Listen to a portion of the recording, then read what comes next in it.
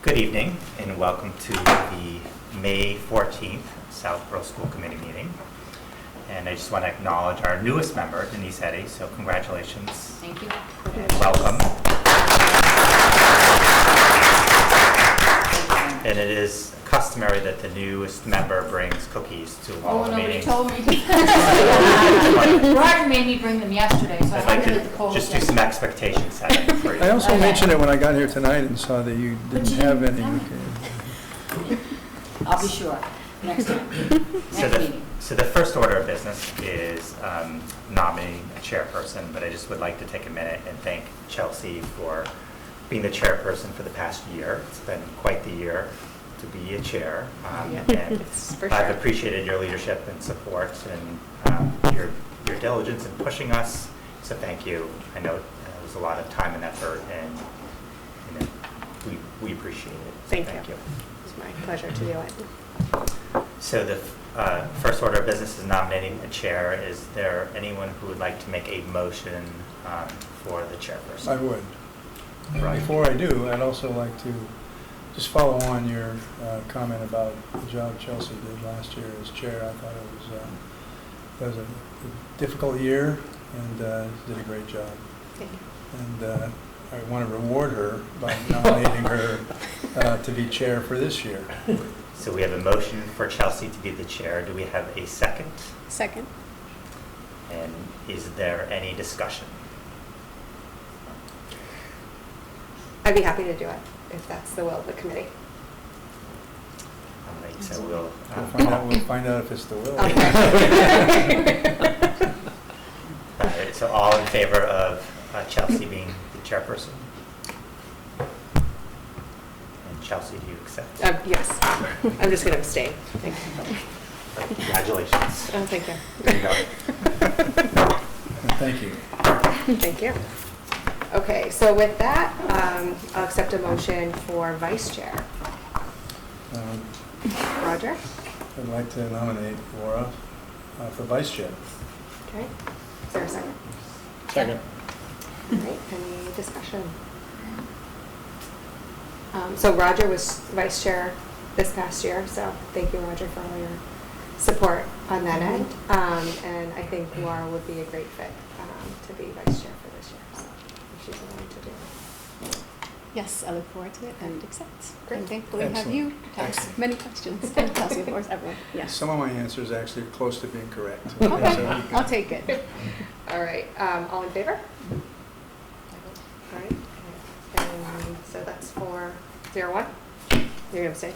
Oh, Abstain, okay. yeah. Great, and then we need a secretary. So Alan did that this year? Laura did that this year. And it's really just making sure, like, if we have like executive session and need minutes done, that it's done. It's not a huge Pretty lift. much Right. the district staff does a Yeah, very good job they of, do. Creating the minutes. So does anybody want to do that? I'll volunteer. Okay. Do I make a motion? I would like to make a motion Okay. for Denise as secretary. Is there a second? Second. All right, any discussion? All right, all in favor? I'll abstain. That's fine. I know, I feel like I said that. Yeah. All right, great. Thank you, everyone. Next is election of superintendency union number 3 members. So this has to be the chair, vice chair, and then one at-large member. And this past year, Roger was the chair. So the superintendency union is 3 members from Northborough School Committee, 3 members from Southborough School Committee, and then amongst the 6, it flips every year between the towns on who's the chair, and next year will be Northborough's turn to be the chair. So it is not as heavy of a lift as Roger had this year as the chair of the superintendency union. So with that, chair, vice chair, and then is there a 3rd member that would want to be on the superintendency union? You want to do it all? Okay, great. Seems to be one more gap. Okay.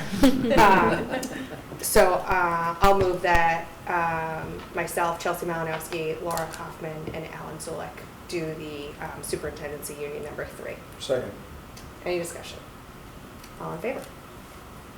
All right, great, thank you. Next is public comment. So if anybody has a comment, feel free to raise your hand and come forward. All right. We're going to go a little bit out of order this evening.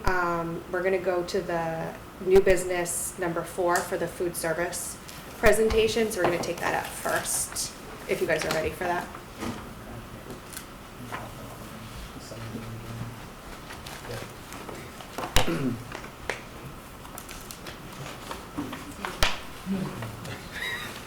No, thank you.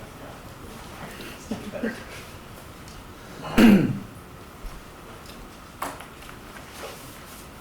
And I don't know if everybody knows, Sunny Cox works as an accountant under Becky Pellegrino for central office. So she's going to take on the financial piece presentation and any follow-up questions. She was heavily involved in the bid process that went out, so she's here tonight. So thank you for joining us. And Becky's not able to attend this evening's meeting, so Sunny volunteered, or voluntold. Something to that. Yes. But as Chelsea said, Sunny was an integral part of the process of what I'm going to update you and provide a recommendation for this evening. So a couple months ago, I announced that the district would be looking into bringing on a food services management company, and we had to go through a pretty involved procurement process to come here this evening with a recommendation. So this is something that is being discussed in all 3 districts, and the same recommendation is being made for all 3. So that's one of those. The other thing I want to make sure we're clear is that this is a rather unique procurement process. It's not a simple bid like we just went through a transportation bid where specifications on sent and number is then delivered. This has really 2 steps, and through our presentation this evening, Sunny and I are going to kind of combine to share what step 1 was all about and then what step 2 is all about, which then resulted in tonight's recommendation. Okay. So that'll kind of frame things out. Certainly going to discuss a little bit more about the process. I think we covered that a little bit before, but I'll go into detail of what happened and just how comprehensive it was, and then result in tonight's recommendation. So this was the team, and as we heard from some of the food services management companies that were interested, this is quite a comprehensive team. Usually they only see about 2-3 people that represent the districts when they're going through this process. So to have this list of team members from across the district was quite comprehensive. We have Sunny, of course, Mary Ellen Duggan, our district wellness coordinator, and then we have each of the food services managers, one from the Melican Middle School, one from Trottier Middle School, Lee Rondo, and then Gina Seso, who is the food services manager at Algonquin. So what this group really does is it couples not only the superintendent's office, but also the people doing the day-to-day work of providing our meals to our students, which is important, and then definitely the financial side and wellness to kind of round things out. So as you can see, that is represented throughout the process, and we want to make sure that we're making a solid recommendation for all of our needs. And this group did do that. So as we go through, one of the things I did want to represent is how comprehensive this process is. This was detailed. This is in our packet. But ultimately, we did go out for publicizing the request for proposal, RFP, in February. It resulted in submissions in late March, and then before you this evening with a recommendation. Kind of the last 2/3 of this process was the part that the team really dug in and did a lot of involvement. We'll share a little bit more about as we go.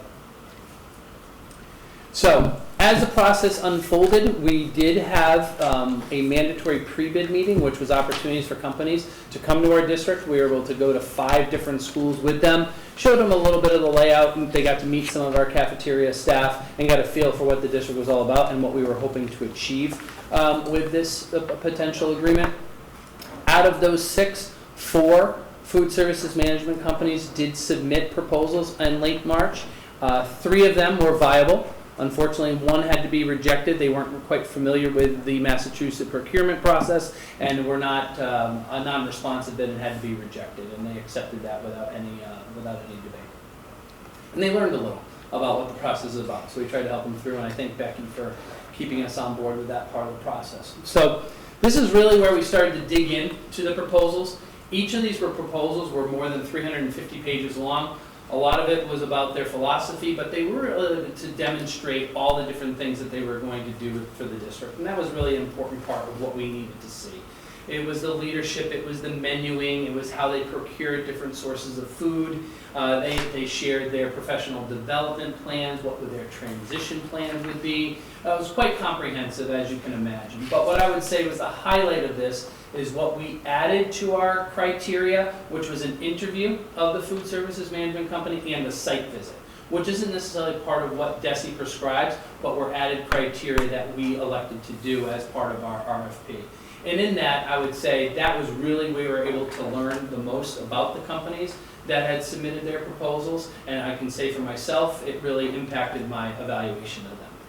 So at the conclusion of reviewing those packets and doing the site visits and an interview, each of the members of the evaluation team had to complete a rubric for each of the firms and how they were rated on all of these criteria that are shown here. And one key piece of this is to kind of demonstrate where it all flows to.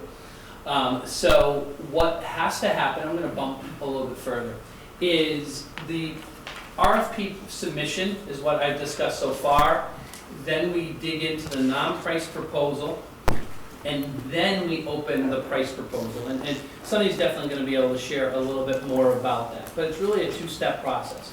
We are not able to open the price proposal until we have evaluated each of the non-price proposals, okay? So if you think of it, you have a very large binder, very large PDF file, you're really trying to absorb that. We did our site visits, we want to make sure we checked a lot of those boxes. And at that time, we had to determine whether or not a company was highly advantageous by way of this rubric. So it was a scoring system that we had to follow, and ultimately each member did that evaluation on their own, and it was ultimately submitted to Becky and I for analysis, and that's how then we were able to determine that we had one company that was determined to be highly advantageous, and then we can move on to the price proposal that they provided, okay? So the way that it went, and this is probably the best visual to have, is we had 4 companies that submitted RFPs, 3 of them were reviewed, and 1 was determined to be highly advantageous. So we're going to jump over to Sunny to provide the next step of that, but why don't I pause for a second? Are there any questions about the non-price proposal stage of the analysis? Did you get sample menus? We did. That was part of that, yes. Okay. It was part of that. And what was your take on it compared to what we have today?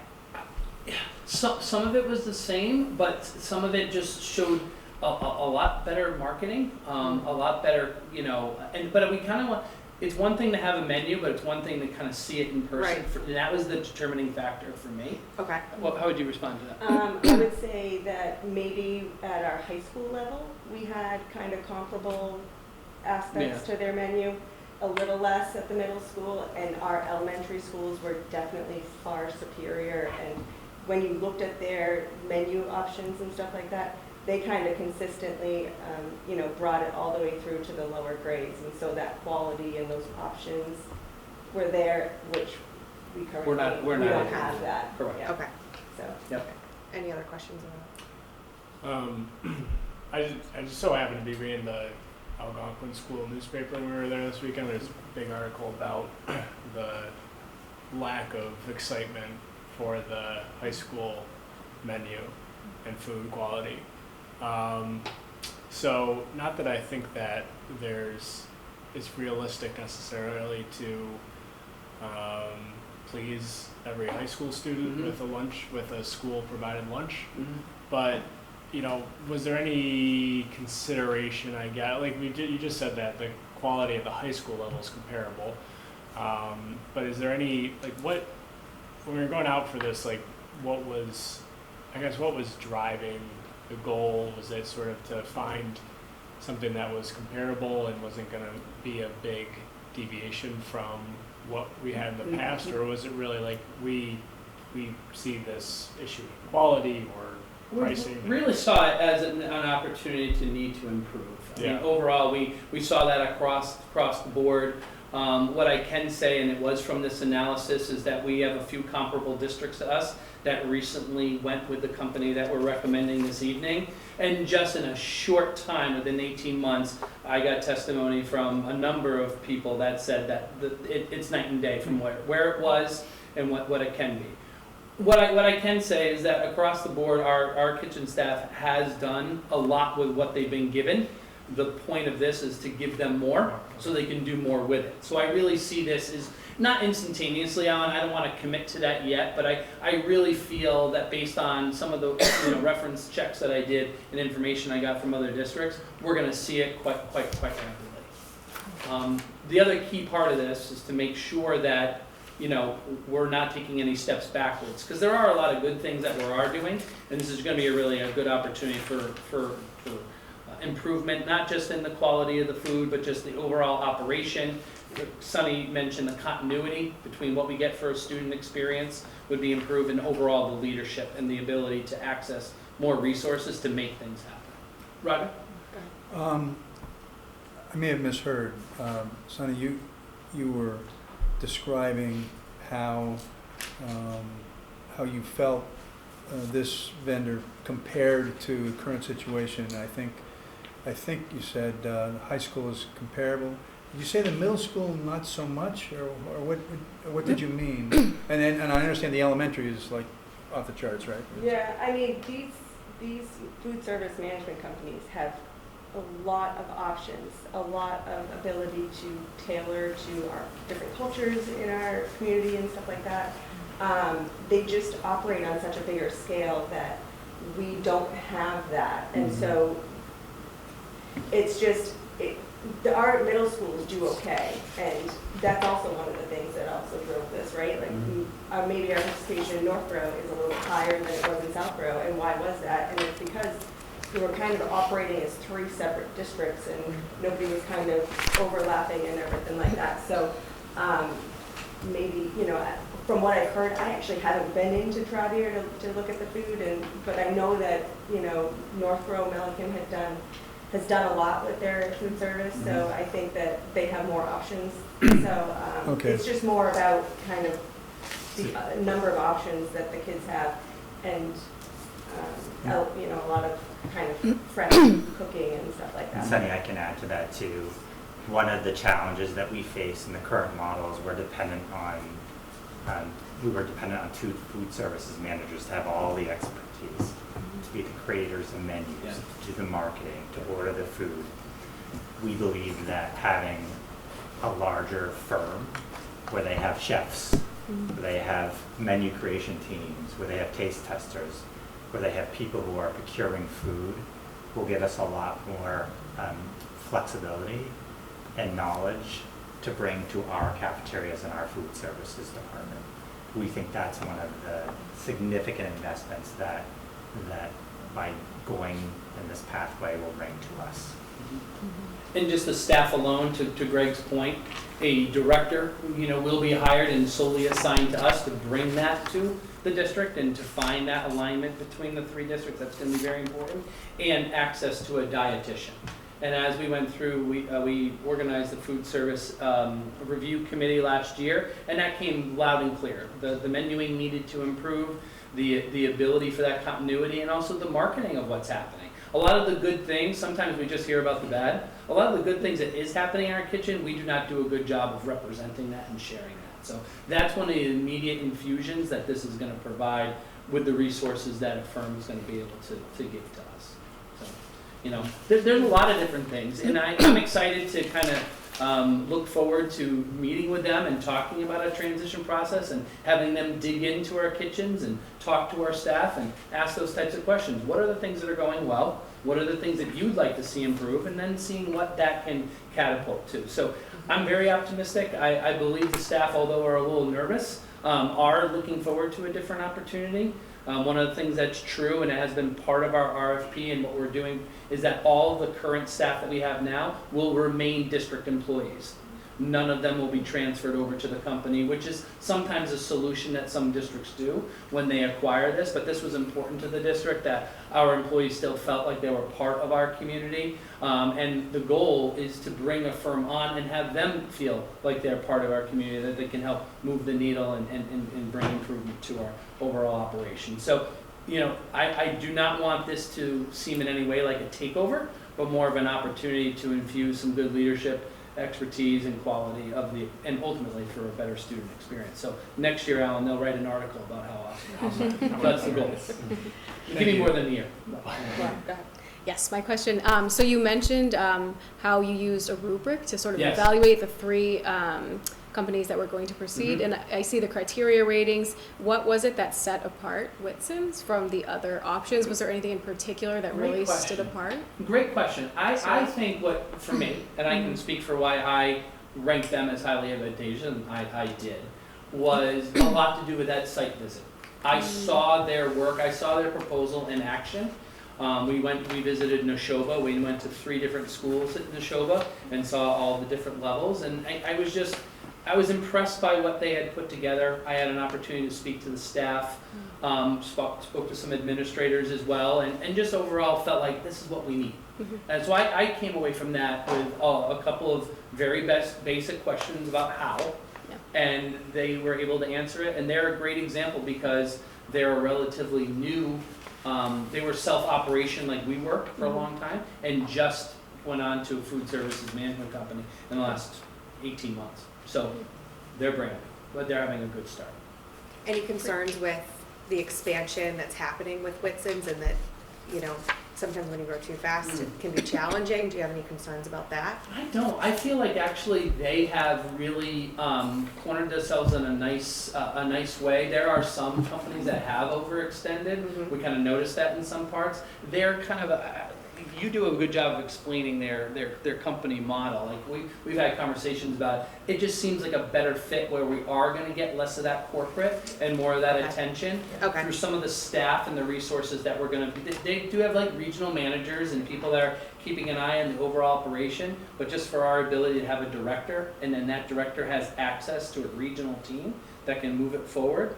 I was impressed by it. Can you comment? The regional team we met with, they were all at the site visit with us, walking around to the different schools at Neshoba, and they have been very, very responsive. You know, I actually liked the fact that they weren't as big as maybe one of the other companies, and they also allowed, because we had the food services managers with us, they are very willing to work with us menu-wise of what our students currently like, and kind of tailoring our menus to what our population is now, and they seemed a lot more willing to do that than the larger companies. I'd agree with that. So, and that was loud and clear about not just canned menus, but no, actually we do more of things are set. This allowed for the creativity of our group to bring through, and that rang true for our food services managers that were with us on the tour. Yeah. That was a deciding factor. Okay. Good question. Anyone have anything else before we were friends? Go ahead. Now, are you going to talk about that slide? We are. Okay, that's what I thought. No, we're going to skip over. No, we're gonna get lost right now. So yeah, no. Sunny will share like step 2 of this. So like I said, non-price proposals were reviewed. Whitson's was the one that was determined to be highly advantageous, and then we opened their financial package. If you mean to me, I ask harder questions. I just want you to know that. They're coming. I'm sorry, I have one more simple Go. question. So did the review team try the food? We did. Yes, we did. Yeah. Yeah. Yep. It was Dynamite. All right. That was good. I had smoothies. Yup. Just There let it you is. know, they make smoothies that were very, very good, and I know my kids will eat them. And You're I confident think too, one of the aspects of Whitson's is they do a lot of interaction with students. Yeah. So they do Yeah. sampling of menus. Yeah. They seek input and feedback. So to your point, Alan, around the high school dissatisfaction, high school students will have a voice around, and all students will have a voice around what do they like, what's popular, taste testing. So it's very interactive and student facing.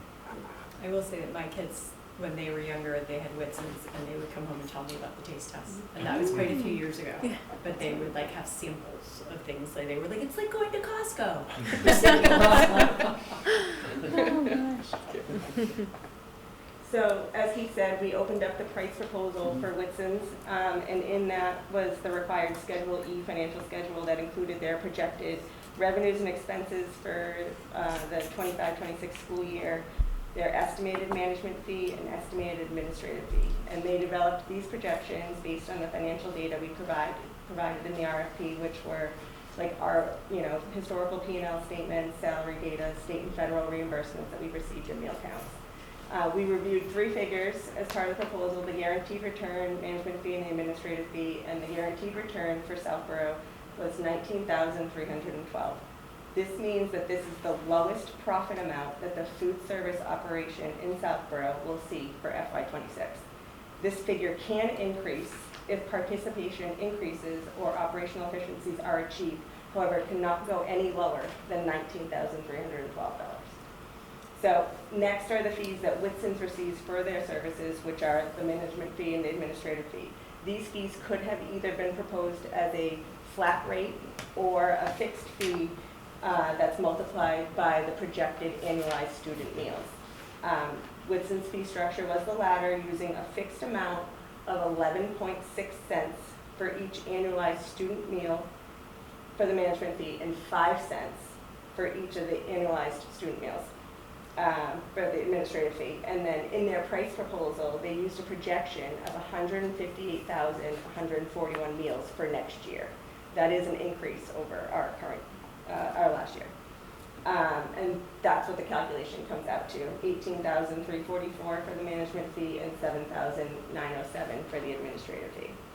This model is an incentive for the vendor to increase participation, because as the number of meals served goes up, then their total fees will increase. So just to stress, again, the guarantee is the least amount we'll receive at the end of the school year, and it already takes into account the management fee and the administrative fee, as well as any estimated costs. And if the actual costs exceed the estimated costs, or the participation is not as high, Whitson's will have to absorb that, and we are guaranteed our return. So we can go to the next slide.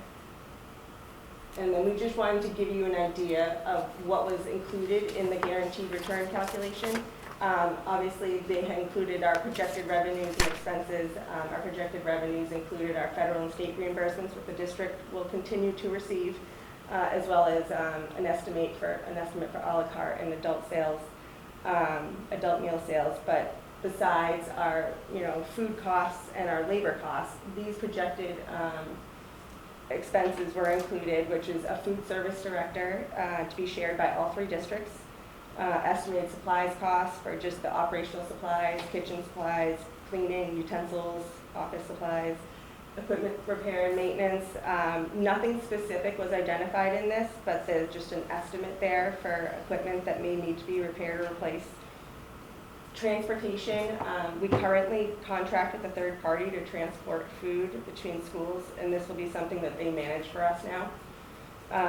Insurance is, as part of the contract, Whitson's maintains general liability, automobile liability, workers' comp, employer liability, and so this coverage will protect the district from any claims related to food service operation. And then access to dietitian, which we currently don't have. This person will assist in our menu development, ensure compliance with USDA standards, and is available to come on site, assist staff in professional development, and nutrition, education, allergy protocols, that type of thing. In terms of capital expenditures, I know you had a question on that. We'll be working, if this is accepted, we'll be working with Whitson's to kind of identify our specific capital needs, what they are during the summer, to ensure that we're ready for the school year. And this may include needing to purchase equipment that we don't currently have, like a smoothie machine or something like that, to be able to offer the menu items that we think that our students would like. So, I mean, we have not made any significant capital investments in our food services in the past few years, and while we do have like a capital plan for it, we'll be working with them to kind of revise that using their expertise. And we do have a healthy fund balance in the cafeteria fund that can support purchases of capital equipment over the summer. So it's important to note that these costs are all estimates. based on the district data that we gave them and what they think they can consolidate over the course of, with the 3 districts, what efficiencies they can gain. And if their estimates are over budget, just like our operational budget, they need to find savings elsewhere. And if by chance they're totally over budget, or participation isn't as high or whatever, they'll still be obligated to provide that guaranteed return next year. So the other, one of the more desirable parts of this is not a long-term, contract. The way that DESE has prescribed this process is we enter into a 1-year contract, and then we have the ability each year to renegotiate. So if we are not satisfied with certain aspects of the operation, certainly the outcomes, the financial outcomes, those are all things that can be readjusted on an annual basis. We also could have the opportunity to go back out for, proposals, which, I don't necessarily think we're going to need to, because I'm optimistic, but we could if we had to. So the real, there's a couple of real nice safeguards. One, it's a 1-year contract, and second, we do have that guaranteed return as an insurance policy if things don't go as we, as prescribed or as planned. The upside is there's tremendous opportunity for improvement. There's the potential for increased participation. There all of those things that will drive for overall a better, operation, which, I think collectively we're really looking forward to. So as a result of the combination of the two, I think there's no surprise. We would like to recommend that to the committee to approve Whitson's Culinary Group for a 1-year contract that would allow for 4 additional contract extensions based on the district's satisfaction with ongoing operations. And I would also comment that this will require all 3 committees to be aligned with the support of this, and definitely be glad to answer any additional questions that you may have. Keith, can I just add one point, and that is our food services sits outside of our operational budget. That it is a self-funded program that through the sales the sales cover the expenses. So before universal meals was offered by the state, we had years where we did run a deficit and we did have to take out of the operational budget as a result. This really protects us from any change in market conditions, change in policy, change in state funding, that would require us to then go into our operational budget to fund any deficits that we face. So it's self-funded.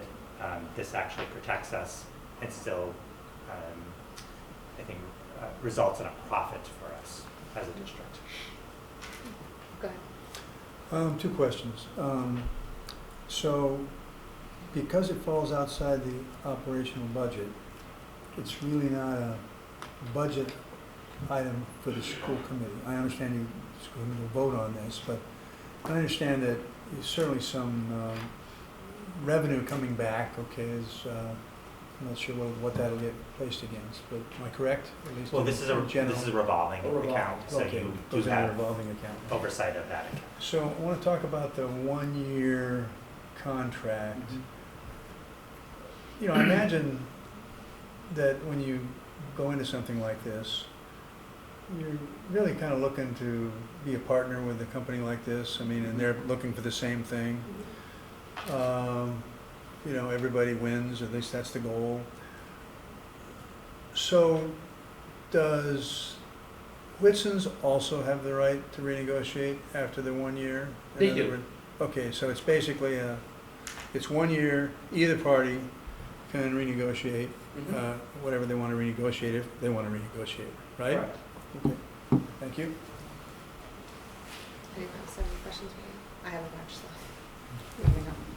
All right, so on the revolving account, we started the year at 327,000 and we're anticipating being at 395,000. And right now, for FY25, our cafeteria workers' salaries come out of that, as well as the benefits, which won't be the case next year, but for now, that's in there. And then any procurement that we do for food is in there. And the overhead for whatever is in there. And then the revenue is federal and state funded, depending on how the student's receiving the free lunch. And that's the only piece of revenue that's going in there right now? No, Well, so our okay, go ahead. revenue can be, so the high school and the middle schools offer à la carte, like if you're doing Okay. like cookies Yeah. or chips and stuff like that, they have to pay for that. Those things are not reimbursed by the state and and federal reimbursements. And then also adult meal sales. Like Okay. if any teachers or anything like that are buying lunch, they have to pay it. So there is a small portion of that is included in that revenue. There is no catering done currently by the elementary Very middle limited. schools. Very limited. But if there is anything, if they were to kind of provide any cookies or something like that for Yeah. a meeting or whatever, that would also be included. Okay, so if we go with this proposal, what are the ins and outs on the revolving account?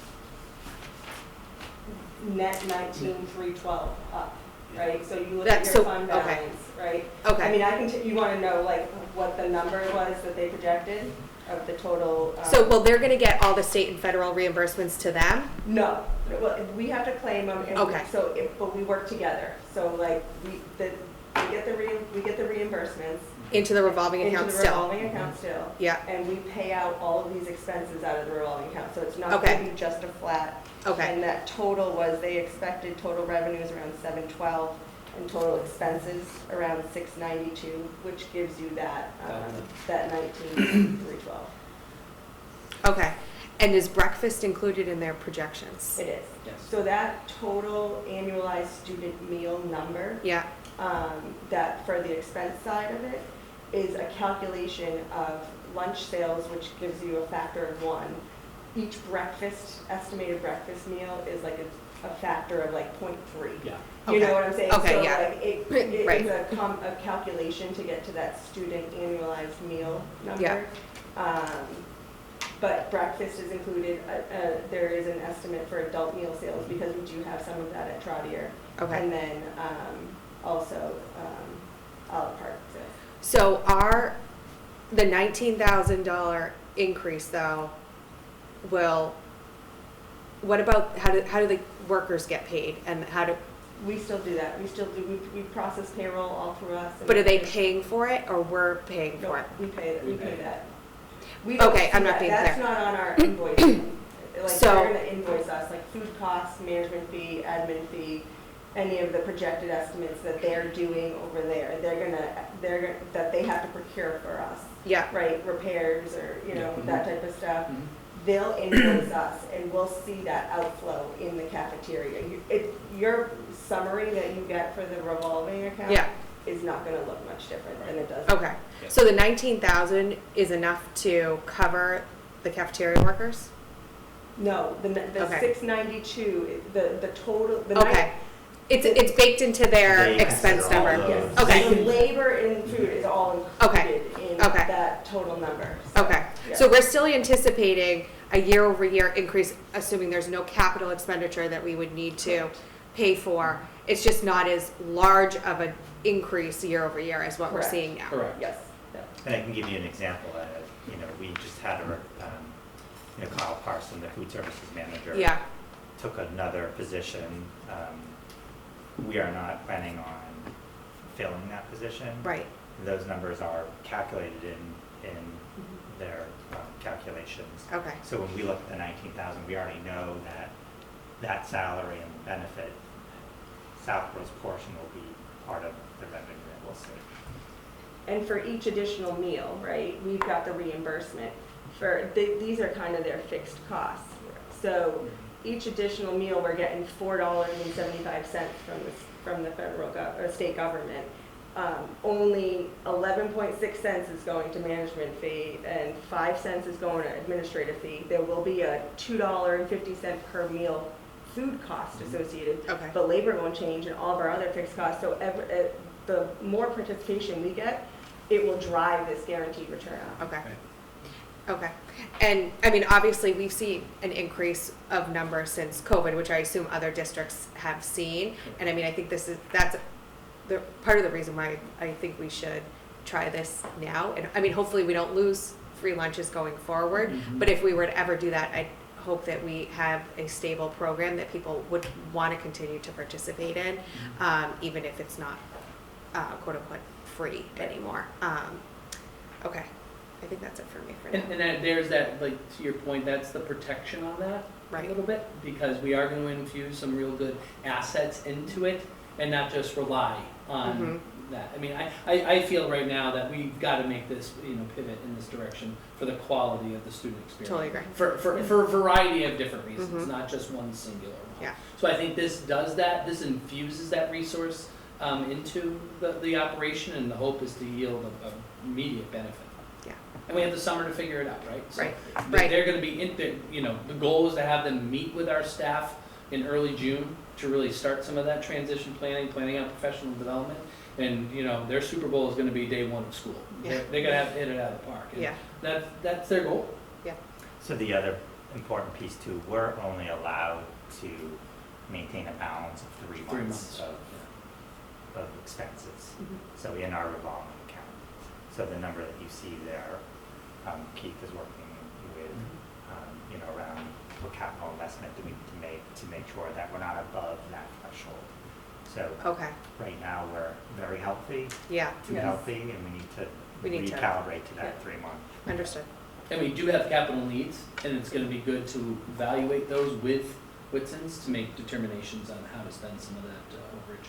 Okay. And your goal is to do that this summer. The hope is we got to file procurement, and that doesn't always go rapidly. Yeah. So the hope is that we can identify that relatively early in the process, and then we have to have DESI approval for these types of procurements. So there's a couple more steps than just going up. Yeah.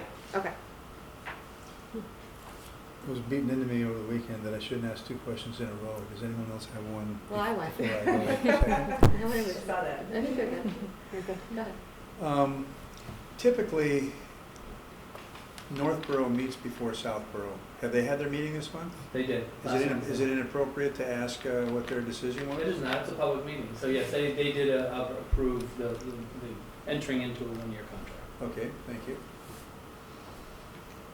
Denise? The responsibility for staff, does that still come under the jurisdiction? Great question. So the way that it will work is, all of our staff is in each building is a responsibility of the principal.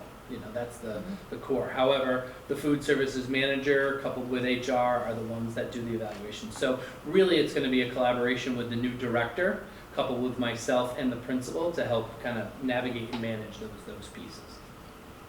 So their input would be valuable. Thank you. Does anybody from the last year working group want to say anything? I'll go out and talk. I found Woodson highly advantageous.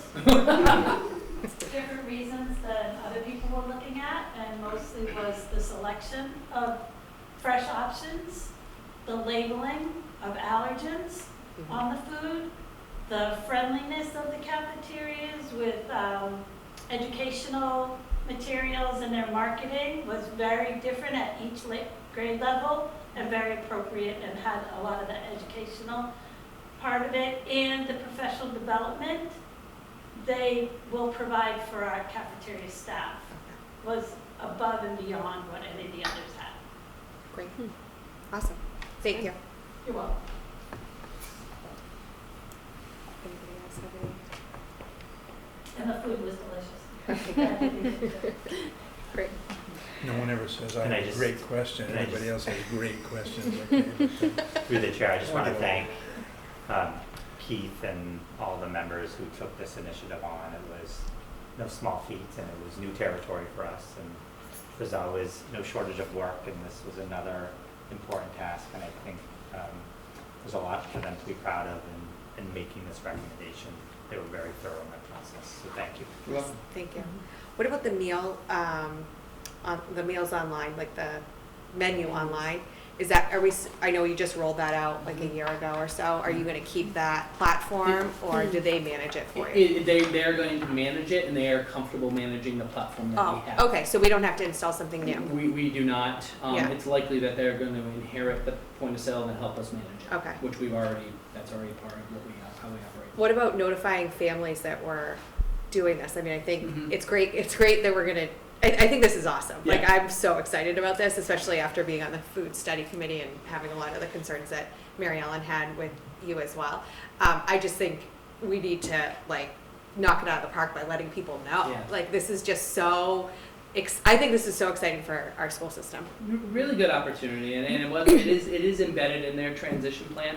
It is something that's going to be be done as a community communication, not a single one that's going to be missed during the summer, but really a good Okay. strategy of how to get in front. They'll be present at the open houses. Yeah. You know, they're gonna have a presence. I think I have that- samples. I can't promise schools, Chelsea, but really, I think it's to their advantage if you Yeah. think about it. Yeah. To do a quality job of informing our families and our students about what they are going to experience. Mm-hmm. So I think there is a mutual benefit to that that we'll all see. And this is where their marketing And this is where Right, comes where we have it. correct. And that was obviously by both of us being on that was very absent from our current operation. Correct. And was definitely something we all identified and wanted to support. And now I think we have a real opportunity for it. Many of their clients have Comment. Instagram accounts that all the kids will follow and stuff like that. Okay. You know, as they get older and everything, and they show what they're doing and what the food is for the week and what the specials are and what did you think but yes, the open houses, they said that they were going to be at. Yeah, so I that think would that's be great. good. Okay, awesome. Anybody else have any final comments? All right, so I move that the Southborough School Committee approve Whitson's Culinary Group as a food service management company for a 1-year contract that allows for 4 additional contract extensions based upon the district's satisfaction with the ongoing operations. Is there a second? Second. Any discussion? All in favor? Oh, did you have something else? What is that allows for 4 additional contract extensions? Why is that part of? Because it allows us to be able to just add on. So Why we is there did. a limit? Is it procurement? Massachusetts procurement. It's in the contract, yeah. 5 years. Is 5 years, a 5 years. maximum Yeah. number of years you can have a contract. Okay, so if we decide, well, it's so good, we want to make sure we lock this in for up to 5 years, we could. It's not a limit on how. Okay. It'd just be a new contract in 5 Yeah, years. yeah, If we okay. And we'd have to go back out for RFP at the conclusion of that 5 Have years. to. Yeah. Similar to Identical Similar. transportation. Yeah. But the transportation difference is you start with a 3-year contract with the option of 2 1-year extensions, Thank you. totaling 5. But Same at this thing. point, it's still 5 separate segments that would be moved from each segment to the next one at a time. And that is something that DESI has prescribed because we do follow their template and their process for this. Okay. Because they had to bring alignment between the districts and how they procured this It's always, service. it's always 1 year. It's always a 1 year. Correct, it is. Correct. All right, so all in favor? I'm just going to do that. Thank you. Thank you very much for all your Thank hard you. work on this. Thank you very much. Thank you. And thank you, Sonny. Thank you, Senator. Okay. We're going to go back to B1, principal report. Mr. Ryan.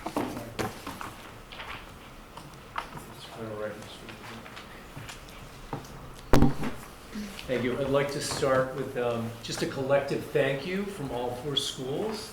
On behalf of the entire school community, we want to extend a heartfelt thank you to Finn, Woodward, Neary, and Trotter SOS organizations for the incredible recognition of our staff during Staff Appreciation Week, which was last week. From the thoughtful breakfasts and delicious luncheons to the generous gift cards and special treats, every gesture made our teachers feel valued and appreciated. Your creativity and generosity lifted spirits and brought a lot of smiles across our buildings. We are so grateful to our Southborough families for their continued support and partnership. Your thoughtfulness and caring makes a meaningful difference in our school community. So thank you very much.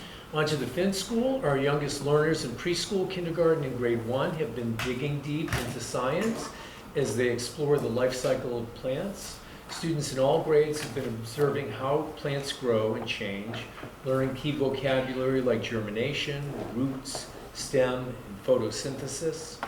Through read-alouds, hands-on planting experiments, artistic representations of plant parts, students are building both scientific understanding and a sense of wonder about the natural world.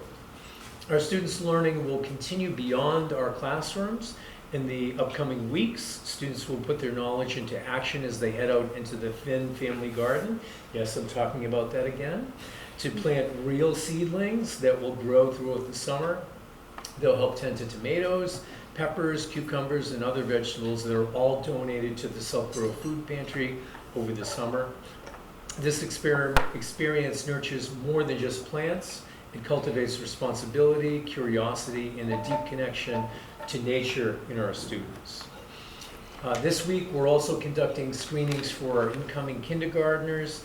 If you're a parent of a future Finn kindergartner and haven't signed up yet, please give Finn a call. I would love to get your child scheduled for the case screening.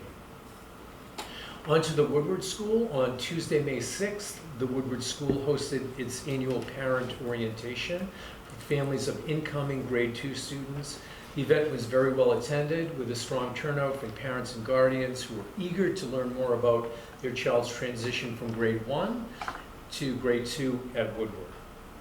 During the orientation, families were welcomed into the cafeteria where staff shared information about their school, the daily routines, what a typical day in second grade looks like, and introduced families to the ways that they could still stay involved with the Woodward SOS organization.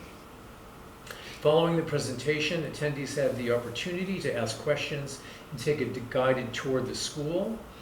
It was a warm and positive evening, and Woodward looks forward to welcoming these families and students to Woodward in the fall. A special thank you to Kelly Kiley, Jenny Bogart, Carrie Capel, Ingrid Brusso, Jill Farah, and Lisa Goulet for helping to welcome families during the event.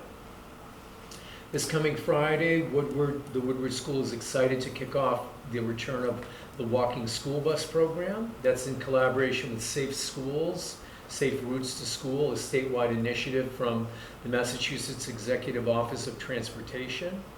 The program resumes on Friday, May 16th, and will run weekly through June 13th. The walking school bus is a fun and healthy way for students and families to start their day. Groups of students walk to school together along designated routes accompanied by staff and parent volunteers. The initiative supports multiple goals, encouraging physical activity, building community, and providing a positive social experience for both students and families.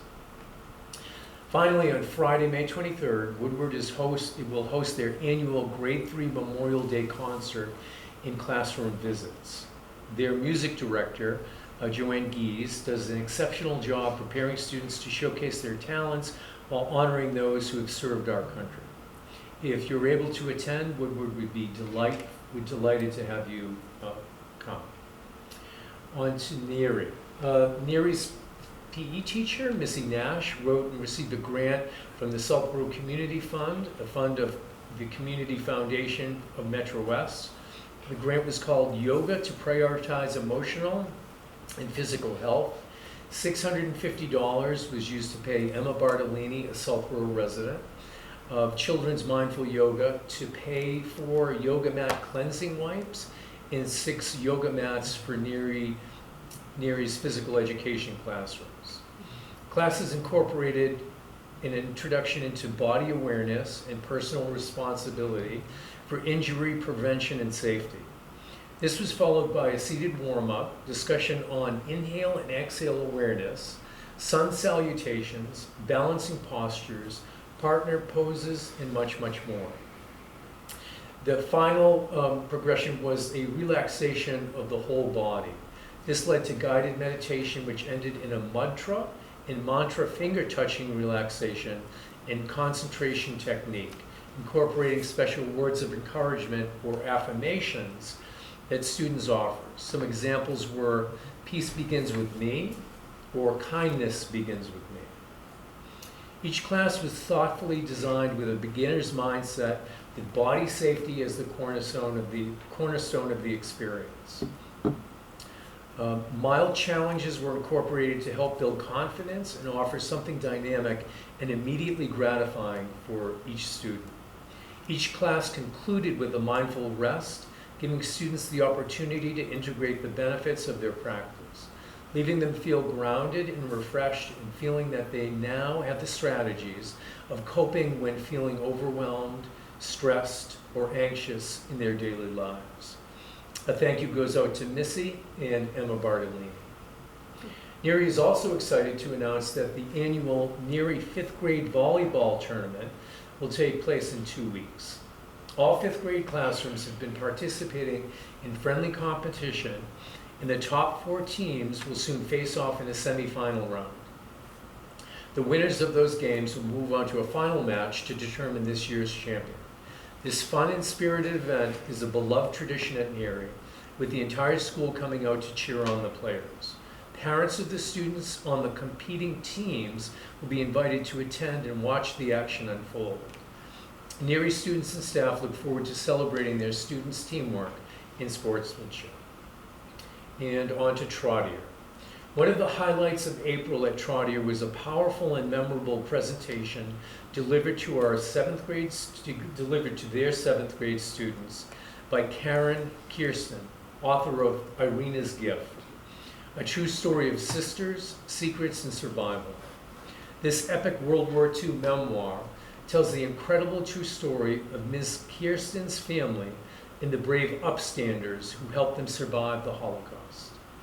Ms. Kirsten graciously shared this deeply personal family history with Trotter students and engaged in a robust question and answer session, fielding dozens of thoughtful questions from students. Trotter's 7th grade students demonstrated outstanding curiosity, empathy, and appreciation, making Trotter staff incredibly proud of their preparation and engagement. Special thanks to Mrs. Jenks and Ms. Casey for organizing this meaningful event.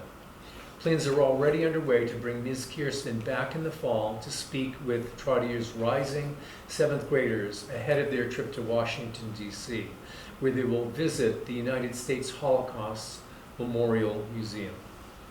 These kinds of partnerships help bring history to life, deepen student understanding, and make learning relevant and impactful.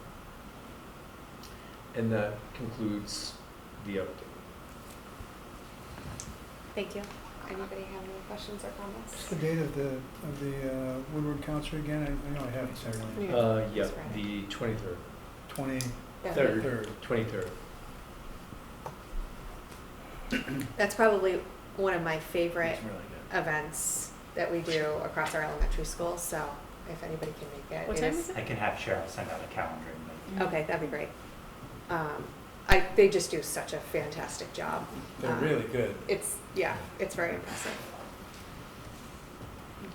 Anybody else have any questions or comments? Just a quick question. Okay. You mentioned the transition for the students that are going to Woodward, and I think it's coming up in the calendar somewhere, but for the transition that happens for the first graders right now, is that something that is also integrated into the next month or so in terms of, I'm just curious if there's anything else you could share about kind of what, again, my son's not quite there, but I'm just kind of curious about how that transition works It currently. is this time of the year where we call it the sweet spot, Mhm. because we don't like to introduce the transition too early Yeah. to overwhelm students, and then we don't want to blindside them too late. So on June 9th, our first grade students will be transitioning over to Woodward for their own experience of what we call a step-up day. And grade 3 students will do the same thing over to NERI. So we're very mindful in the planning, the organization of it, and the preparation of it, because it's not something that we just say, next week you're going, but this is the Woodward school, this is what grade 2 represents. We have staff come over from each of the schools, from Woodward over to Finn, and I'm sure they do that from NERI over to Woodward, to help introduce students to the staff members that are more supportive, like student support services, guidance counselors, behavior specialists, et cetera. And of course, Mr. Mucci will come over and read to the first graders. Nice. I believe he's doing that this Friday. Oh, good. Nice. And you also have kindergartners visit first grade classrooms, We do, right? we So do. that they get some introduction. It's not who they have for Mhm. next year, but Right. It is, it's very similar, where our K classrooms will pair up with a grade 1 classroom, and they'll visit and learn about first grade.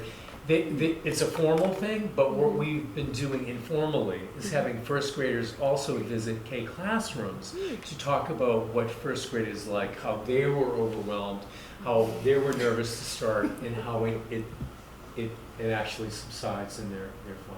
Well, that's And we always try to spiral back to what students felt at the beginning of their first grade experience, their kindergarten experience. Remember back, and teachers have pictures of them, so we physically show them, this is what you were like, this is how you were, remember that? And then you got over it, now you never want to leave it.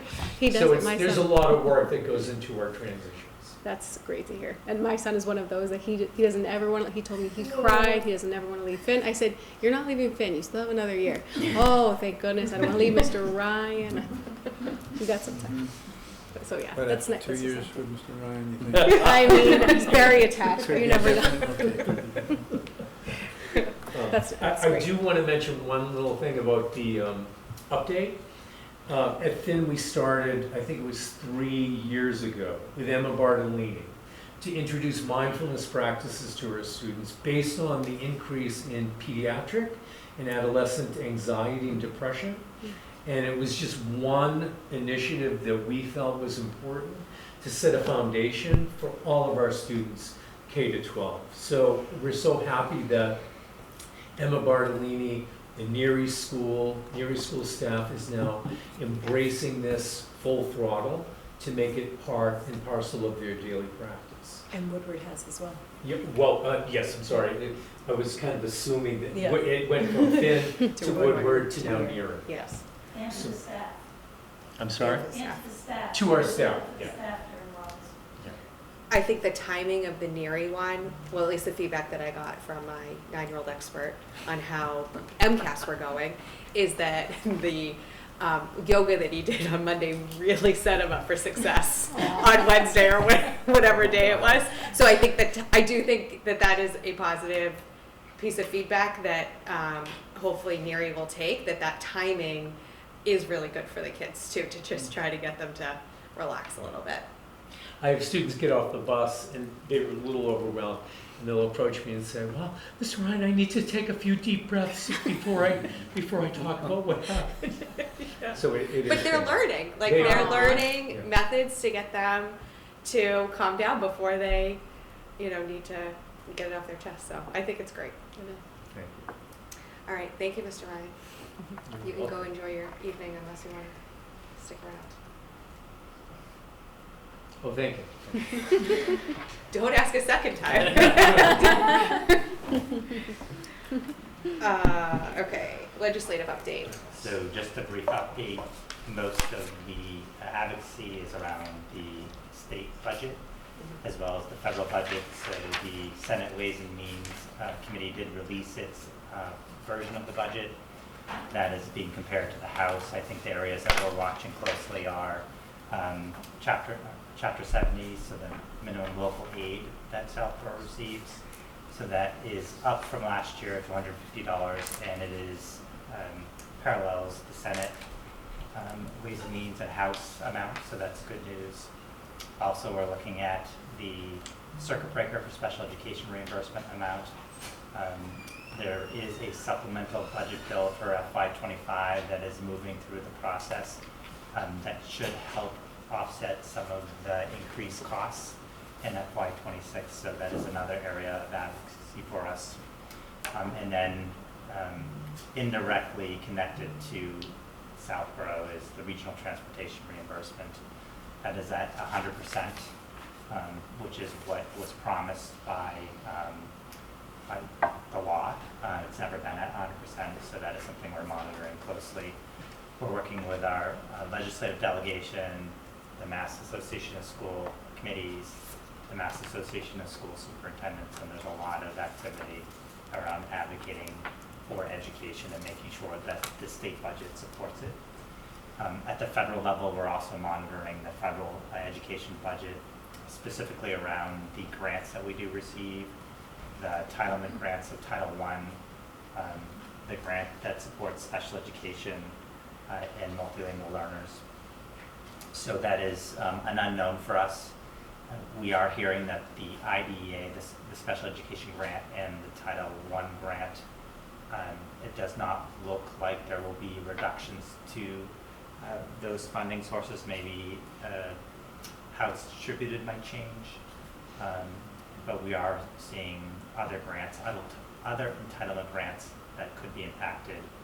They're not as large as Title I, but still would have a small impact on us, and that's Title II, which supports professional development, and Title IV, which is connected to Title II, professional development. So something that we're keeping a close eye on. Any comments or questions on that? ELA presentation, Megan.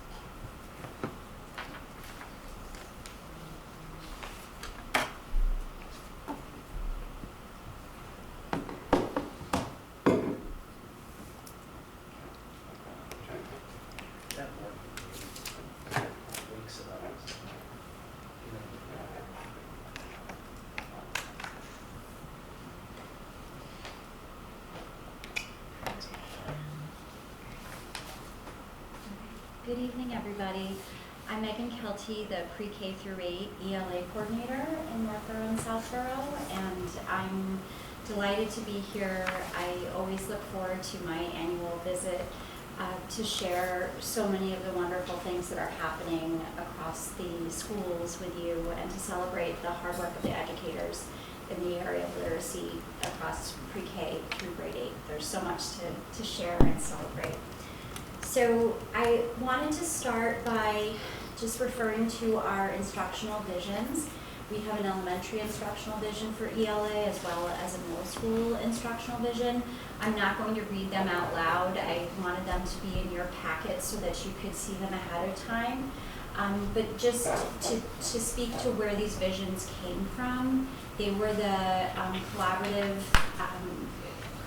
product of, or they were the product, I should say, of collaboration among our curriculum and review teams. So when we started the curriculum and instructional resource review process 3 years ago, the committees worked together to establish our vision and to draft a vision statement. So the gist of both of these statements for elementary and middle school is the idea of having an integrated ELA experience that really supports the development of students into what we aspire them to be in our portrait of a graduate. And really developing critical thinking skills, using authentic texts, and when I say integrated, integrating all the components of ELA throughout the literacy block. So speaking, listening, reading, writing, vocabulary, grammar, having it all connected so it doesn't feel fragmented. Those are the gist of the two vision statements. I believe Math shared this visual when they presented last month. This is a visual that we refer to in our curriculum review and implementation process. In ELA, we are now in elementary and at the middle school level in the implement and monitor phase. So 3 years ago, we started the Learn and Prepare in the elementary level. And actually, is it 4 years ago? It's almost 4 years ago this fall, I think, that we started it. That makes sense. But yes, it goes by fast. But so we were in the Learn and Prepare and Investigate and Select phase almost 4 years ago at the elementary level, and we started that work almost 2 or 3 years ago at the middle school level. All the years are blending together right now in my memory, but but elementary was first, and then the middle school. But after the Investigate and Select, then we launched the curriculum implementation, and then finally our last stage, Implement and Monitor. That is a multi-year process, because curriculum resource implementation is not just a one-year endeavor. It really is a multi-year commitment. Where you're consistently reflecting, looking at how things are going, and making tweaks as needed. So to share our implementation and the monitoring, we are now wrapping up year 2 of our literacy resource in K through 5 Wit and Wisdom. And we are consistently now completing modules 1, 2, and 3. And it's worth noting there are 4 modules in all in Wit and Wisdom. And the 4th module is typically a review of previously studied standards. So the 4th module, in a way, is like a bonus module. So it reinforces concepts previously studied, skills previously studied. Over time, as we implement a curriculum more than a couple of years, we will probably start getting to module 4 and potentially finishing module 4 in some grade levels. But right now in year 2, we're thrilled to be approaching the end of module 3 by the end of the school year. As I said in the vision statement, our Written Wisdom resource integrates all ELA areas: reading, writing, speaking, and listening. It also integrates, the vocabulary study, learning about how words work, through that. And it uses authentic texts, meaning texts that you can go and buy at the bookstore or easily find in a public library, and some primary sources. So using real historical documents or historical speeches, studying those in combination with reading fictional stories and nonfiction texts. In year 2, it's really clear that students are becoming familiar with the routines and structures. Many educators reported as we transitioned to the new school year back in September and October that because students had had Wit and Wisdom last year, it was just such a smoother start to the year because students were already familiar with many of the structures that take place in Wit and Wisdom, such as Socratic seminars, for example. We did launch the year with a full day training in Wit and Wisdom the beginning of the school year, and the focus of the training this year was on writing, so the writing components of Wit and Wisdom. A couple of pictures. These are on the left. This is a first grade classroom. They are in their features or creatures features module. You can see they have pictures of the animals right there. They are studying the features of animals. And then on the right, you see students who are reading during independent choice time. So those books are not related to Wit and Wisdom. It's their independent reading time, just enjoying books, sharing with each other, and enjoying themselves. Another series, or another couple of pictures. On the left, you have a 3rd grade Woodward classroom gathering text evidence in their Wit and Wisdom workbooks. You see one of the students in the middle has the picture book in her lap, and then she's recording evidence on her little lap desk. And on the right, you have a group of 3rd graders engaged in foundational skills lessons. So they're studying phonics there. The teacher has a whiteboard. She's been doing they've been doing some word work, and now they are writing on the boards as she dictates words to them.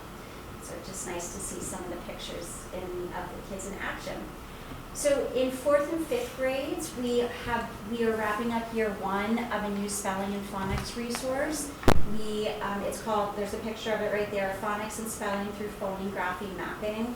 This is a resource for us to learn a little bit more sophisticated ways about how words work. So thinking about morphology in terms of the parts of words and the meanings of those parts. So if you think of prefixes, suffixes, or base words or root words coming from Greek and Latin, it's really studying spelling in a more complex level in terms of thinking about how words are put together and the meanings of those word parts.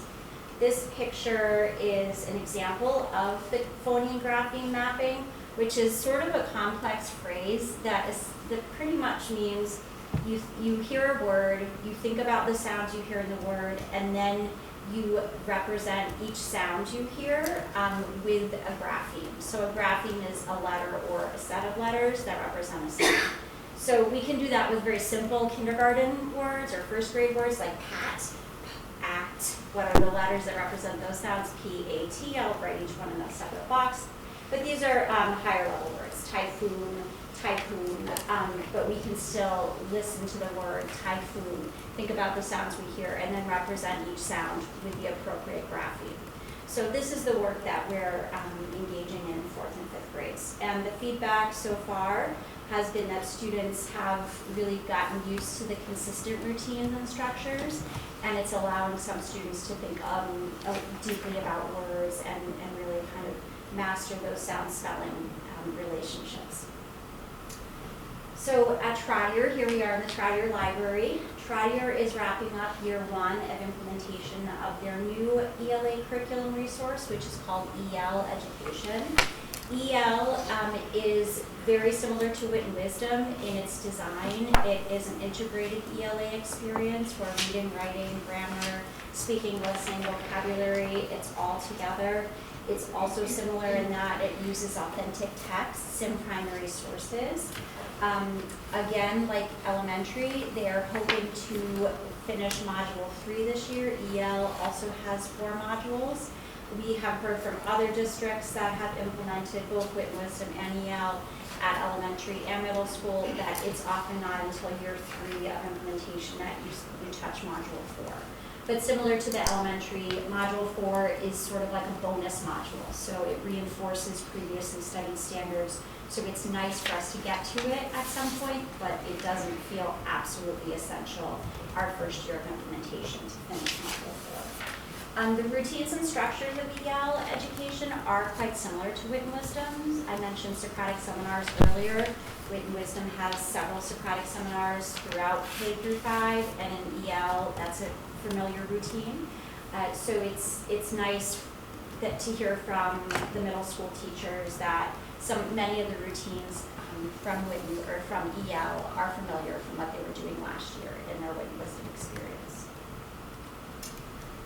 And one other thing to highlight, collaboration across departments. So I just shared updates on our curriculum resources and how those are being implemented in our general classrooms, right? Our K through 5 classrooms, our middle school ELA classrooms.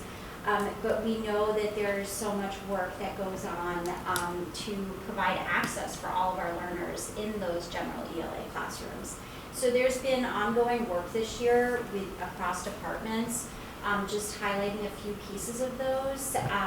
The K through 5 Student Support Department has had continuous time at PLCs to think about how can we modify the Wit and Wisdom experience to provide access according to IEPs. We've also had a PLC experience with the K through 8 CASEL teachers, really diving into literacy foundational skills and how we provide access to that for all of our learners.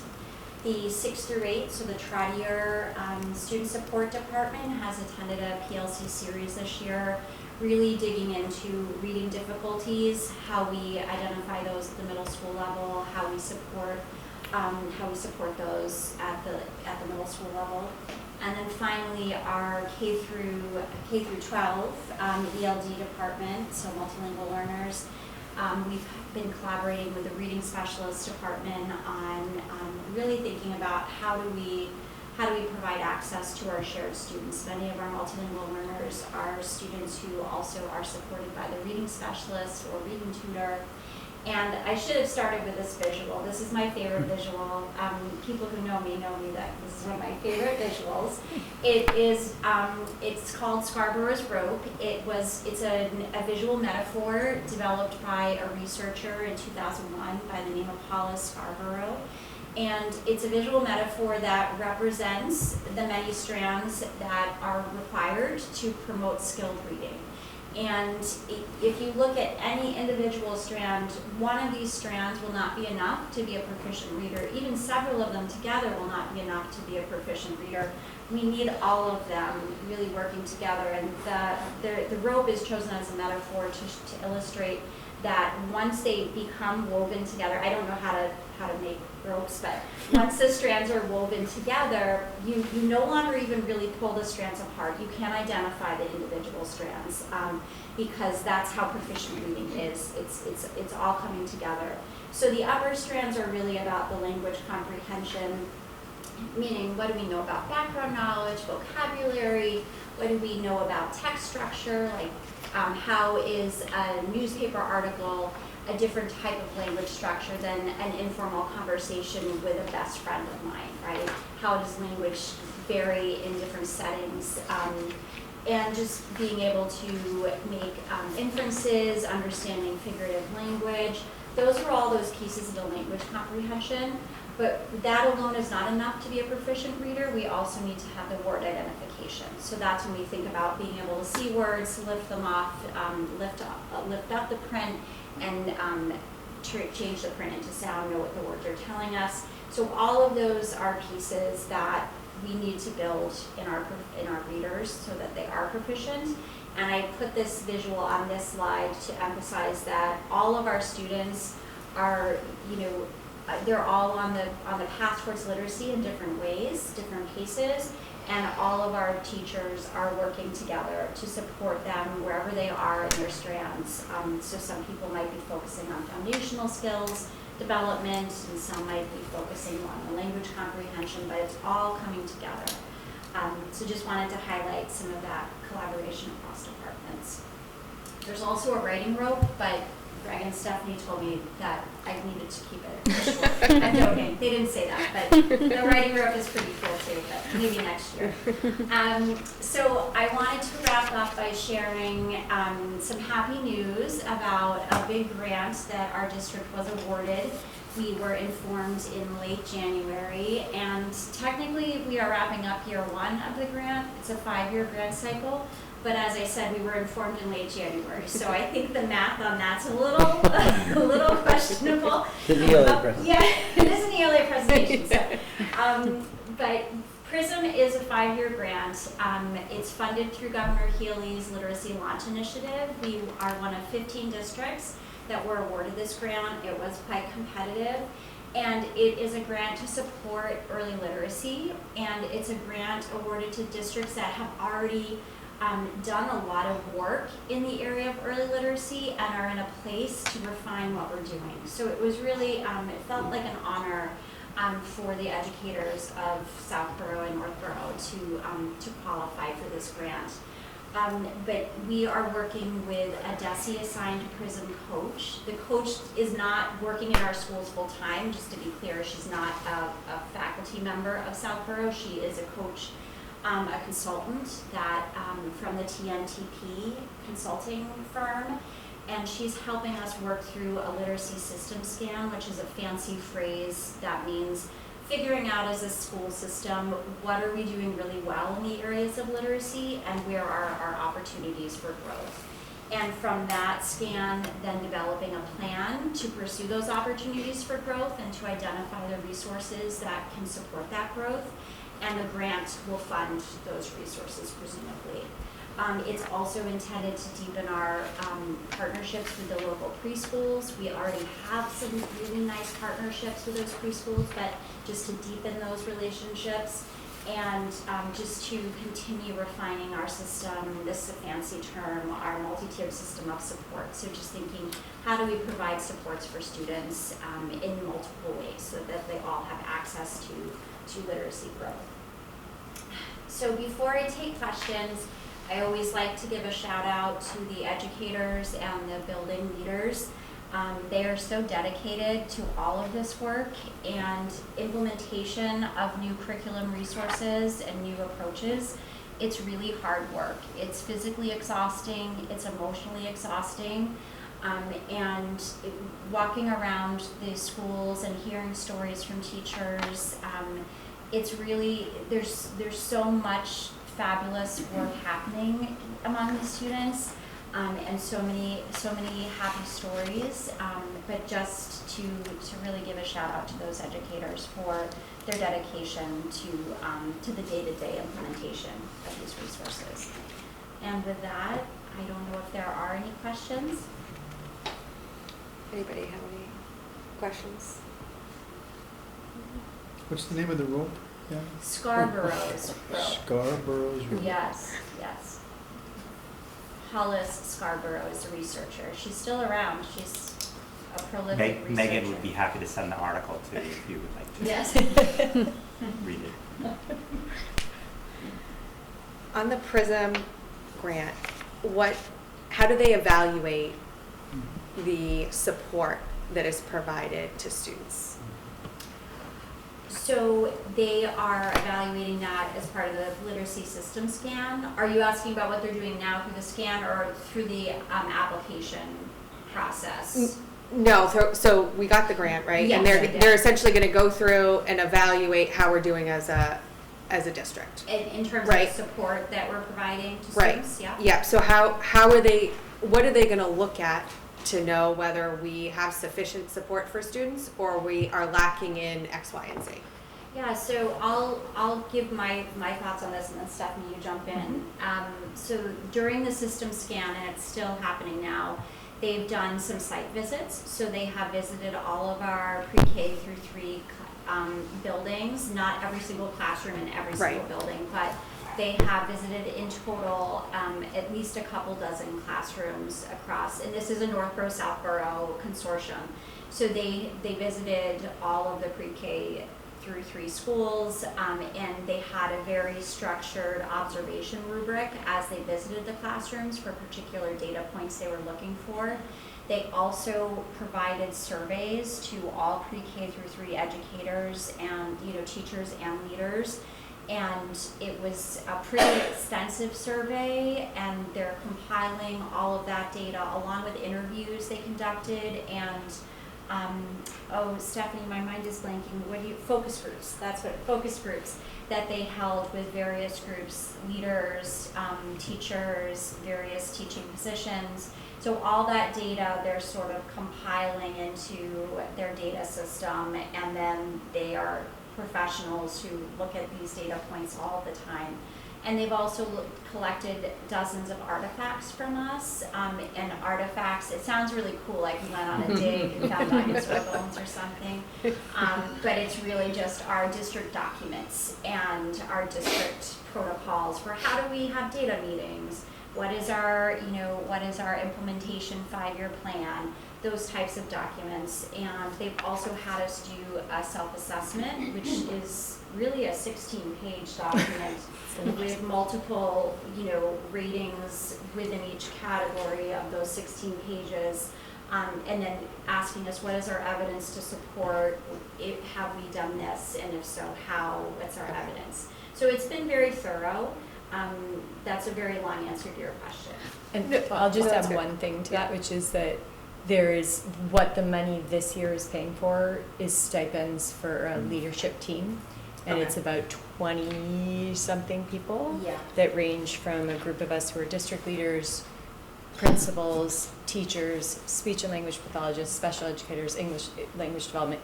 Yeah. So this group has met once, and we have 3 more meetings. Okay. And that's another source of data, and that group will also look at their compilation of the data.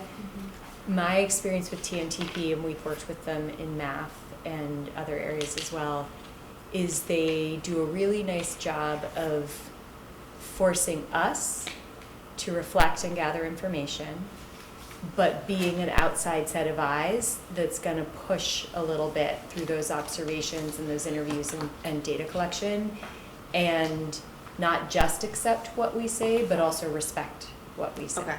If that makes sense. Yeah. They walk that line really Okay. well. Okay. And we're not just relying on like one set of data points No, for it's where students are at. it's So an it's not just overwhelming DIBELS, amount. it's not just No. MCAS. No. So it's and they're actually boots on the ground. yeah, and I can just say for the self-assessment, Jennifer Henry, who's our preschool coordinator, I have been there, and then we've also had Deb Lemieux involved at times as an assistant director of student support, Okay. and Colleen. Like we have And spent, Selby. and Selby Okay. for ELD, we have spent many hours going, like they have a structured set of dimensions and questions for every dimension, and we've gone through all of those, and so it's a tremendous amount of quantitative and qualitative data. Okay. Thank you. My other question is around the phonics program. So did we have a phonics program for 4th and 5th grade prior to this implementation? More recently, there was not a consistent resource across all 4th and 5th grade classrooms. There Okay. certainly was phonics and spelling instruction, but Okay. it wasn't necessarily consistent across classrooms and grade levels. So did we do this to standardize, or did we do this because we felt like we had gaps? Or both? I think it was both, yes. Okay. So the feedback that I received when I started here almost 4 years ago was a desire to have a consistent resource in 4th and 5th grades, because kindergarten through grade 3 have Project Read Phonics, and kindergarten and 1st grade have Haggerty Phonemic Awareness, which are those foundational skills resources for that early literacy level. So 4th and 5th grade teachers are really saying, we want to have something consistent that, Okay. and so that they were not sourcing their own lessons. Okay. And my last question is around wit and wisdom. Yeah. What's your feedback then from the teachers this year compared to this time last year? Yeah, it's anecdotally, I feel like the stories that teachers are sharing this year are really about how the students are engaging with the curriculum. I think there's a level of confidence that teachers seem to be showing, and I will say though, that's anecdotally, and I always like to have, triangulate data, right? So we are going to have our survey come out this spring, as we did last year, just to emphasize implementation's not a one-year venture, it's multi-year. Right. So we had a very, I would say there was good response rates last year. We got lots of Yeah, data, to the written wisdom survey, and we'll do the same within the next month to get sort of that hard quantitative data of how teachers are feeling about the implementation and the resource. We'll also do the same with EL at the middle school level as we wrap up year 1. So that's in the works to go on. Okay. And that'll be your first year of data for middle school? For EL, yes. Yeah, okay. All right.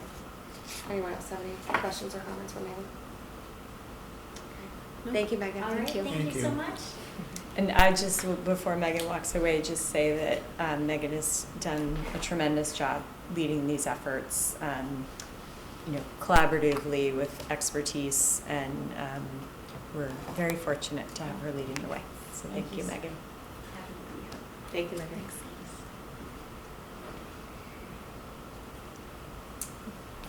Update on action plan progress. Sure, so 2 updates to provide the committee. First is around the Sandy Hook Promise and anonymous reporting tool. So Mary Ellen and I did meet with our consultant from Sandy Hook to review the data from this school year. So we are also in the process of planning for next year. So that data will be shared with the leadership team, and we'll look for patterns and trends to see if there are areas for more focus, pre-K to 12. And then secondly, we continue to work with Mass Insight on collecting data from faculty, staff, students, and community members. The community survey has closed. I believe I shared that with the committee. We have the initial results. We also just closed the student survey. We surveyed students grades 6 through 12, so we have that data.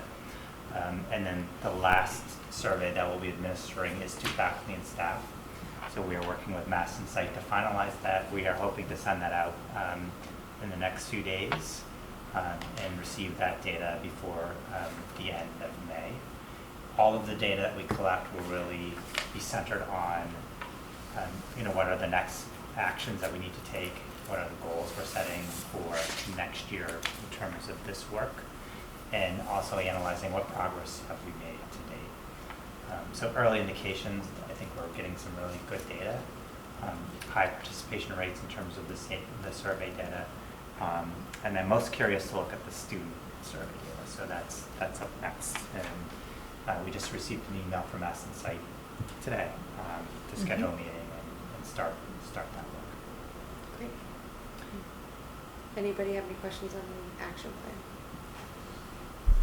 Probably June we'll do a written Yes, we'll update. do a final update, Yeah. and obviously the work will continue. Right. It's not the end, but Right. we'll wrap up the plan. Okay, perfect. Thank you, Greg. Approval of grants and donations, so $26,000 through the Community Compact Cabinet Information Technology Grant Program. Does anybody want to speak to that one? Sure, just wanted to thank John Parent, our Information Technology Director. He sought this grant out to upgrade some of our switches and wireless infrastructure. And part of the grant is really around innovation and promoting innovation in the technology space. And what he submitted met that criteria. So I just want to thank John for pursuing the grant and being awarded the grant. So congratulations to him. We'll serve the community well. Great. All right. So I move that we accept the $26,000 grant through the Community Compact Cabinet's Information Technology Grant Program.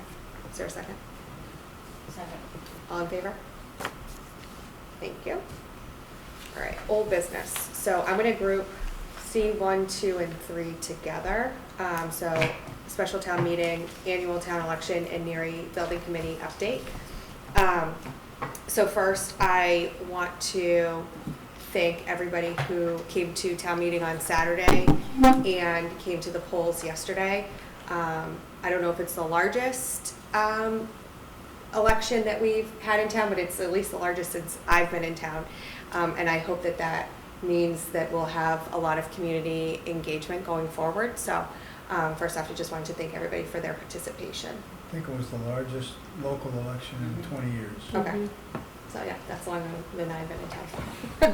Not national, but local. But local. That's right. Okay, got it.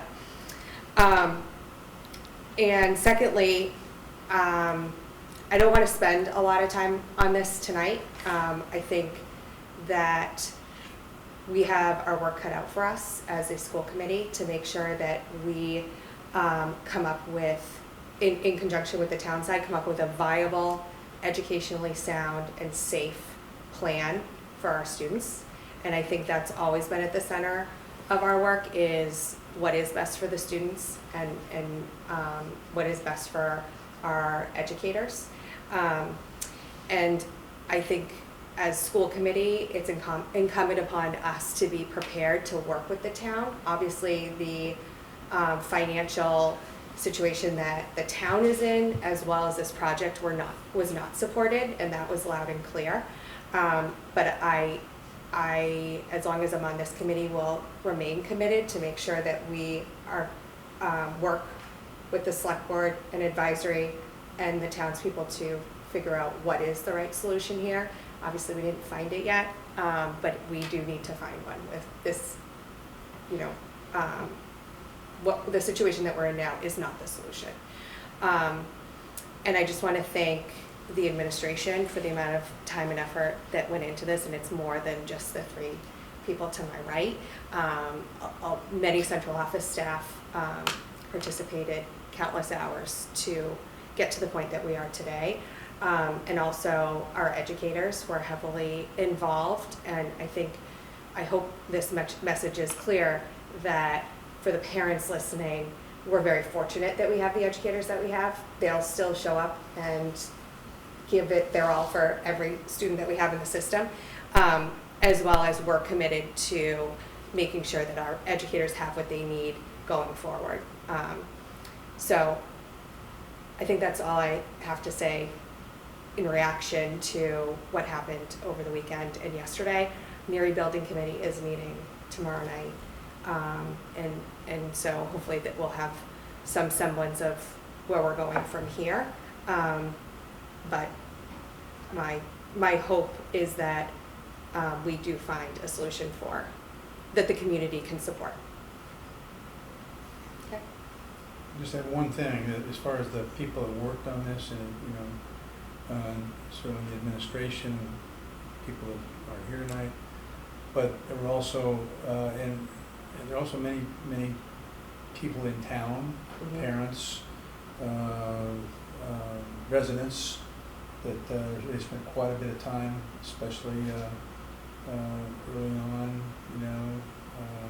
dealing with the educational benefits. So a lot of folks spent a lot of time. And I think you just caused me to realize I forgot to thank Neary Building Committee members. I went as administration and then educators, but Neary Building Committee, Roger was our liaison for 3 years. It was a while. Roger forgot how long it was. It's all become a blur. But there were countless hours that committee dedicated. Denise was on it as an at-large member, so you know, they brought the project you know, as far as they could, and so thank you to them. Go ahead, Greg. So just two quick things. I just want to echo your comments around that. We do appreciate people who showed up to vote and be part of the town meeting. So participation was greatly appreciated. Secondly, the theme at the town meeting was what great teachers we have, and I just want to echo those remarks. We're very fortunate to have outstanding, dedicated teachers. The most important role we have in our district are those roles closest to kids. So just want to thank educators for all of their hard work, commitment, regardless of what's happening outside, you know, in terms of, you know, building projects, they're committed to kids. And lastly, it's not lost on us that the Neary Building Committee, School Committee, many other committees are elected and appointed volunteer positions, that a tremendous amount of effort and time and expertise was volunteered on behalf of the town to bring an idea forth for the voters to consider. So I just want to thank all of the volunteers, Neary Building Committee members, for the work thus far. It's something that it's not lost on us that this is volunteer time that people are giving. So just want to thank everyone for the committee, the school committee, and the Neary Building Committee. Great, thank you. All right. Update from the superintendent, so enrollments. Sure, so in your packet are the enrollments as of 4/15. We are monitoring enrollment for FY26 very closely. All of the class sizes are within the class size policy at this time, and we continue to look at kindergarten enrollment, which seems to be tracking as we had projected. We will provide an important update next month, where we typically have more firm numbers for kindergarten. But again, at this point in time, I do not see any areas of concern in terms of class size or needing to add sections as a result of enrollments. The budget line item transfers? Sure, so Becky is not here today, so I will channel my inner Becky.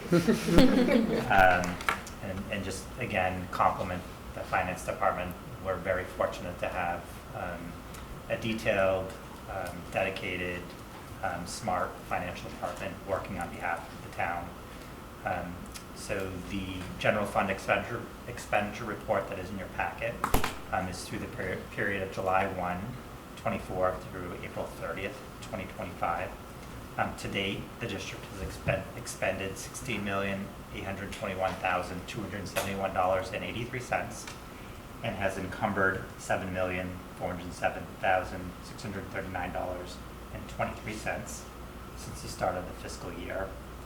And as of April 30th, 2025, the budget balance is $30,052.94, or 0.1%. So we are working very closely to wrap up that FY25 budget. A couple notable changes in some of the line items from March to April. You'll see a decrease of textbooks, which is line item 2410, which results from purchasing math textbooks for the 3 elementary schools, and then an increase in tuition out special education. Line 9309 is due to a new placement for a student who has been in a placement transition.